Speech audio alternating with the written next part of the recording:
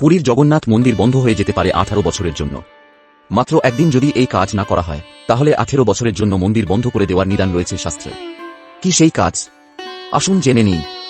ভারতের বিভিন্ন রহস্যময় মন্দিরগুলির মধ্যে অন্যতম হল জগন্নাথ মন্দির। এই মন্দিরের সঙ্গে নানা রীতিনীতি জড়িয়ে রয়েছে আদিকাল থেকে। একই সঙ্গে এই মন্দির ঘিরে রয়েছে বহু রহস্য। 18 বছরের এই রীতিটি আদতে তেমনই এক রহস্য। রীতিটি হল মন্দিরের ধ্বজা স্থাপন। কিন্তু রহস্য কেন? প্রথমে জেনে নেওয়া যাক রীতিটি কি। পুরীর জগন্নাথ ধামের শীর্ষে একটি পতাকা থাকে। এই পতাকার নাম পতিত পাবন বান বা পতিত পাবন বানা। এই পতাকা প্রতিদিন বদল করা নিয়ম। যদি কোনো একদিন এই পতাকা পরিবর্তন না করা হয় তাহলে তা ঘোর অশুভ বলে বিবেচনা করা হয়, যার জেরে মন্দির 18 বছর বন্ধ করে রাখার নির্দেশ রয়েছে শাস্ত্রে। কিন্তু কেন এতটা অশুভ বলে বিবেচনা করা হয়?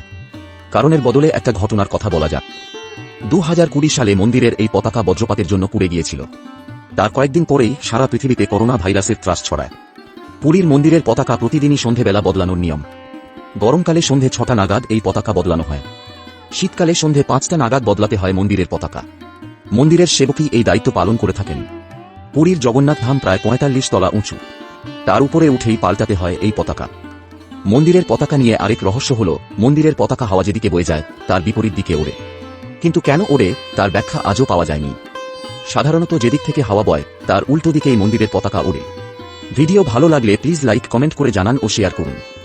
এমন আরও ভিডিও পেতে সাবস্ক্রাইব করে নিন আমাদের চ্যানেল।